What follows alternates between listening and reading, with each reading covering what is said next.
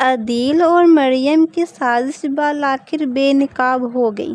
Professor Ahmad نے سخت لہجے میں سب کے سامنے کہا، یہ دونوں طلباء نے جھوٹے الزامات لگا کر نہ صرف مسکان بلکہ اس ادارے کی عزت کو بھی داغدار کیا۔ اس لیے فیصلہ ہے کہ یہ دونوں اب اس کالج کا حصہ نہیں رہیں گے۔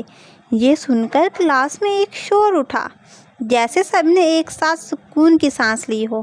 ایمن اور سارا خوشی سے مسکان کو گلے لگانے دوڑی۔ ایمن نے کہا، مسکان، اب کوئی تمہاری خاموشی پر سوال نہیں اٹھائے گا۔ مسکان نے اپنی ڈائری پر صرف 3 لفظ لکھے، سچ کبھی نہیں ہارتا۔ کئی دن بعد مسکان کے گھر میں پہلی بار سکون کی لہر دوڑی۔ رضیہ بیگم نے بیٹی کو سینے سے لگایا اور آنسو پوچھتے ہوئے کہا، بیٹی، اللہ نے ہماری عزت بچا لی۔ میں نے ہمیشہ دعا کی تھی کہ سچائی غالب آئے۔ راشد صاحب نے فخر بھری نظروں سے کہا، یہ ہماری بیٹی ہی ہے جو طوفان کے سامنے پہاڑ بن کر کھڑی رہی۔ ہم سب اس پر ناز کرتے ہیں۔ بلال بھی بہن کے پاس آیا اور ہنستے ہوئے کہا، مسکان، تم نے ثابت کر دیا کہ زبان صرف بولنے سے نہیں، کردار سے بھی بولتی ہے۔ مسکان کے چہرے پر ایک نرم مسکراہٹ تھی۔ اس لمحے ایسا لگ رہا تھا جیسے زندگی پھر سے پرسکون ہو گئی ہو، لیکن خوشیاں زیادہ دیر ٹک نہ سکیں۔ اگلی ہی صبح محلے میں ایک ہنگامہ کھڑا ہو گیا۔ اچانک پولیس کی گاڑی مسکان کے گھر کے سامنے آ کر رکی۔ دروازے پر زور سے دستک ہوئی۔ راشد صاحب نے دروازہ کھولا تو ایک پولیس آفیسر نے سخت لہجے میں کہا، آپ کے بیٹے بلال پر الزام ہے، اس نے کل رات ایک شخص پر حملہ کیا، ہمیں اسے تھانے لے جانا ہوگا۔ یہ سنتے ہی رضیہ بیگم زمین پر گر پڑی۔ ان کے آنسو تھمنے کا نام نہ لے رہے تھے۔ مسکان کے ہاتھ کانپنے لگے، لیکن وہ کچھ بول نہ سکی۔ بلال آگے بڑھا اور چیخ کر بولا، یہ جھوٹ ہے سر، میں کل رات گھر پر تھا، میں نے کچھ نہیں کیا۔ لیکن پولیس والے ٹس سے مس نہ ہوئے۔ وہ بلال کو زبردستی ساتھ لے گئے۔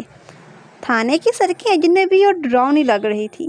بلال کو ایک کمرے میں بند کر دیا گیا۔ وہ بار بار کہہ رہا تھا، میں بے قصور ہوں، مجھے کیوں پھنسا رہے ہیں؟ راشد صاحب نے پولیس آفیسر سے کہا، میرا بیٹا بے قصور ہے، ثبوت کے بغیر اسے قید نہ کریں۔ آفیسر نے طنزیہ انداز میں جواب دیا، ثبوت آپ لے آئیں ورنہ عدالت فیصلہ کرے گی۔ کونے میں کھڑی مسکان سب کچھ دیکھ رہی تھی۔ اس کی آنکھوں سے آنسو بہہ رہے تھے، لیکن چہرے پر عزم کی لکیریں تھیں۔ اس نے اپنی ڈائری کھولی اور لکھا، یہ طوفان میرا بھائی بہا لے جائے گا۔ اگر میں نے سچ نہ ڈھونڈا، خاموشی میرا ہتھیار ہے، مگر اب عمل بھی میرا فرض ہے۔ محلے کی عورتیں شام کو دروازے پر جمع ہو گئیں۔ ایک دوسرے سے سرگوشیاں کرتے ہوئے بولی، پہلے بیٹی پر الزام لگا تھا، اب بیٹے پر۔ ایسی لڑکیاں اور لڑکے خاندان کی عزت کو داغدار کر دیتے ہیں۔ رضیہ بیگم کے دل پر خنجر چل گیا۔ وہ بیٹی کی طرف دیکھتے ہوئے بولی، مسکان، یہ لوگ ہماری عزت کو روندنا چاہتے ہیں۔ مسکان نے آنکھوں میں حوصلہ سمیٹا اور ڈائری پر لکھا، امی، عزت اللہ دیتا ہے، لوگ نہیں۔ ایمن اور سارا شام کو گھر پہنچی۔ ایمن نے کہا، ہمیں سب پتہ ہے یہ عدیل اور مریم کا خاندان ہے جو اب بدلہ لے رہا ہے۔ سارا نے عزم سے کہا، ہم تمہارے ساتھ ہیں، اب سچ تلاش کریں گے۔ مسکان نے ان دونوں کی طرف دیکھا اور لکھا، میں اکیلی نہیں ہوں، ہم تینوں مل کر بھائی کو بچائیں گے۔ تحقیقات کے دوران ایک نیا انکشاف سامنے آیا۔ وہ شخص جس پر حملے کا الزام تھا، حقیقت میں بلال کا دشمن نہیں بلکہ ایک مزدور تھا۔ اسے پیسے دے کر جھوٹا مقدمہ درج کروایا گیا تھا۔ یہ سن کر راشد صاحب کے قدم لرز گئے۔ رضیہ بیگم کی آنکھوں سے چیخ نکل آئی۔ ایمن اور سارا نے ایک دوسرے کو دیکھا اور کہا، یہ کھیل اب خاندان کے خلاف ہے۔ اور پیچھے سے ایک نام ابھر کر سامنے آیا۔ یہ سازش عدیل اور مریم کے خاندان کی تھی۔ انہوں نے صرف مسکان کو نہیں، اس کے پورے گھر کو برباد کرنے کا منصوبہ بنایا تھا۔ مسکان نے اپنی ڈائری پر آخری جملہ لکھا، کالج کی جنگ ختم ہو گئی ہے، لیکن اب اصل طوفان ہمارے دروازے پر دستک دے رہا ہے۔